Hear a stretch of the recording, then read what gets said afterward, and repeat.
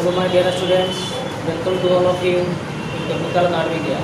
Students, आज हम लोग पढ़ने वाले हैं लेक्चर नंबर 15। ठीक है, आपका यूनिट 1 है, आपका पार्ट 12। ठीक है, चलिए देखिए हम लोग इसमें समझते हैं। ठीक है, तो फर्स्ट वाला में हम लोग देखे थे उसका थ्योरी भी है और उसका यहाँ पे फॉर्मूला आपका आया ए बराबर बी एल थी। ठीक है, यहाँ पे बी क्या है आपका मैग्नेटिक फील्ड है और आपका एल क्या है लेंथ ऑफ कंडक्टर है।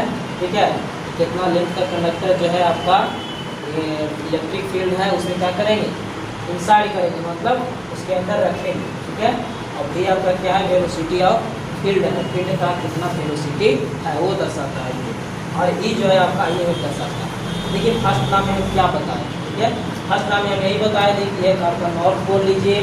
ठीक है, और एक आपका साउथ पोल लीजिए।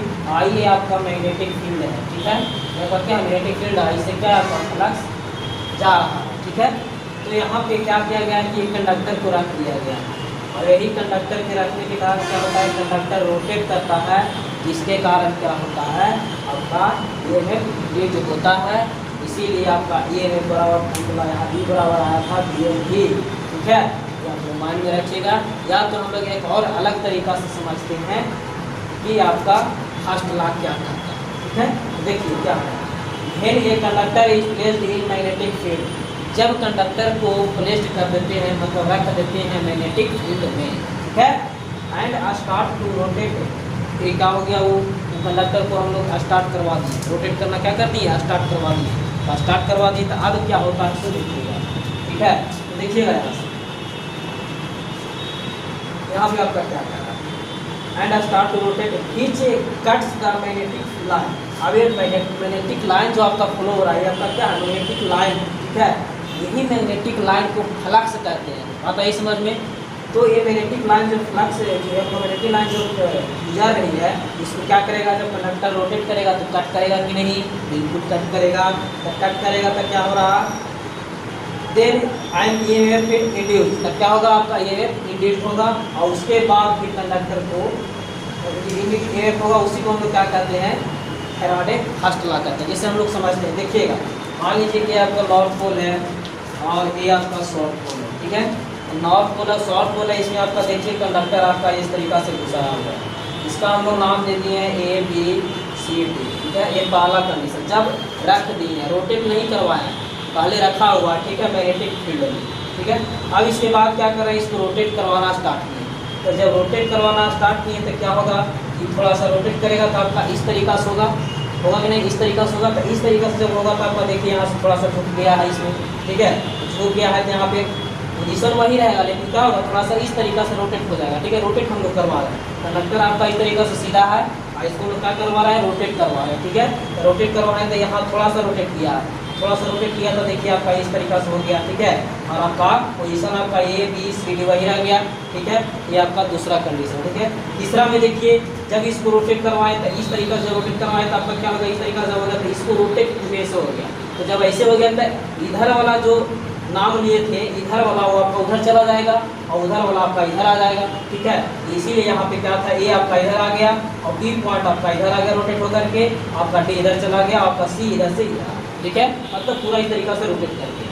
तीसरा कंडीशन है। चौथा कंडीशन में देखिए फिर इसी को जब ऐसे हो गया तब इसको फिर ऐसे और रोटेट करवा रहे हैं। ठीक है, तो जब रोटेट करवा रहे हैं तो फिर क्या होगा थोड़ा सा झुकेगा। ठीक है, रोटेट होगा तो झुकेगा तो इसका फिगर इस तरीका से होगा। ठीक है, ये आपका इस तरीका से दिखाएगा। अब इसका अगर ग्राफ देखें तो ग्राफ आपका इस तरीके से बनेगा। कैसे बनेगा, मान लीजिए कि यहाँ से स्टार्टिंग शुरुआती से हुआ।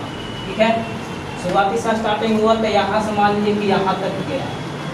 ठीक है, शुरुआती को आपका कंडक्टर रखा हुआ है। ठीक है, जब यहाँ से यहाँ तक गया तो आपका किस तरीका से हुआ आपका इस तरीका से रोटेट हुआ। ठीक है, अब यहाँ से क्या आ रहा है नीचे आ रहा है, तो नीचे आया तो फिर तो स्टार्टिंग पॉइंट पे आ गया मान लिया जाए तो नीचे जब आया तो फिर क्या होगा रोटेट होकर के फिर आपका इस तरीका से आएगा। मतलब इधर वाला जो नाम लिए थे वैल्यू दिए थे ए बी वो आपका उधर चला जाएगा, उधर वाला इधर आ जाएगा और उसके बाद फिर क्या होगा फिर नेगेटिव में फिर आपका इसका रोटेट करेगा। ठीक है, तो आपका ए और ए दिखा रहा। ठीक है, तो यहाँ से देखिए ई बराबर फॉर्मूला आता है B L B sine theta. यहाँ से फर्स्ट क्लास में पहला पोजीशन में लोग देखे थे बी एल बी देखे थे, बी एल बी देखे थे। ठीक है, ई एम एफ बराबर जो इंड्यूस हुआ था लेकिन जब हम लोग और थोड़ा सा एक्स्ट्रा कंडीशन देखें, एक्स्ट्रा कंडीशन में आपका E बराबर VLV sin थीटा आ गया, ठीक है।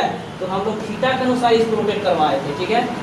तो थीटा के अनुसार जब रोटेट करवाए तो इसीलिए यहाँ पे आपका E बराबर VLV sin थीटा आया, और ये आपका इस तरीका से इसका सिनुसॉइडल में इसका फिगर बनता है, ठीक है। ये आपका ग्राफ बनता है इसका, मैं फर्स्ट लॉ का, ठीक है। देखिए अब इसमें E क्या है आपका, वही EF है, आपका B क्या है, मैग्नेटिक फील्ड है, और आपका L क्या है, लेंथ ऑफ कंडक्टर है, और आपका B क्या है, वही वेलोसिटी ऑफ फील्ड है, और थीटा जो है आपका एंगल को दर्शा रहा है कितना डिग्री से कब हम लोग घुमा रहे हैं, ठीक है।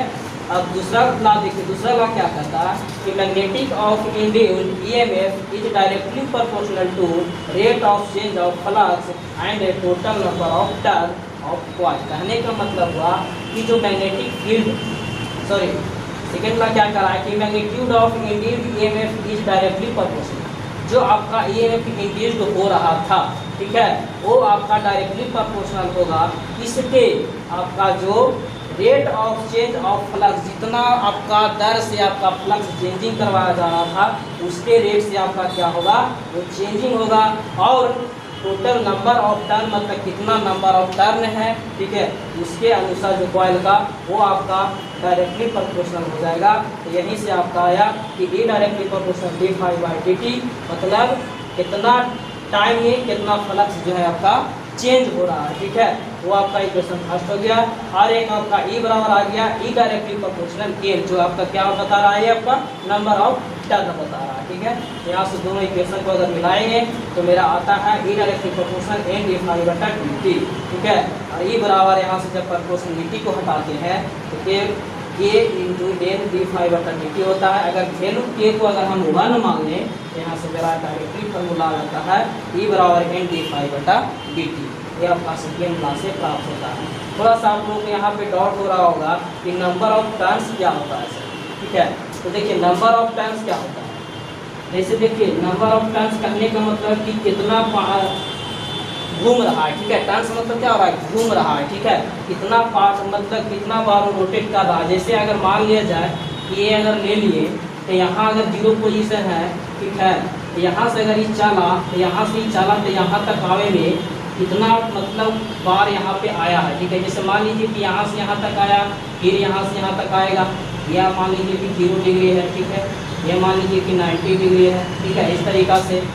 और इसी तरीक़ा से अगर और आगे देखा जाए तो इसको कितना बार मतलब टर्न हो रहा है, मतलब कितना बार घूम रहा है, वो आपका नंबर ऑफ टर्न्स दिखाता है, ठीक है, कौन आपका N, ठीक है। तो ये आपका सेकेंड लॉ के अनुसार मिलता है। जनरली अगर ये नहीं देखना चाहते हैं तो अगर और अभी आप लोग समझ सकते हैं कि ये जो आपका नंबर ऑफ टर्न्स होता है, आप लोग ट्रांसफार्मर की पत्ती देखे होंगे, ठीक है।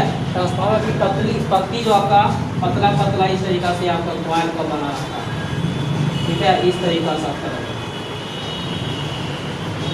इस तरीक़ा से आपका एरिया, ये इसको भी हम लोग नंबर ऑफ टर्न्स कह सकते हैं, कितना नंबर ऑफ टर्न्स है, ठीक है। तो ये आपका होता है, ठीक है, सेकेंड लॉ के अनुसार।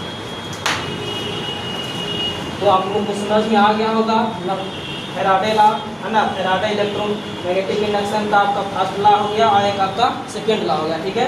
दोनों आपका यहाँ फिनिश होता है। आज हम लोग यहीं तक, थैंक यू सो मच। और बाकी अगले लेक्चर में हम लोग पढ़ते हैं ओम्स लॉ क्या होता है, ठीक है, और कुछ एडवांटेज वगैरह इसमें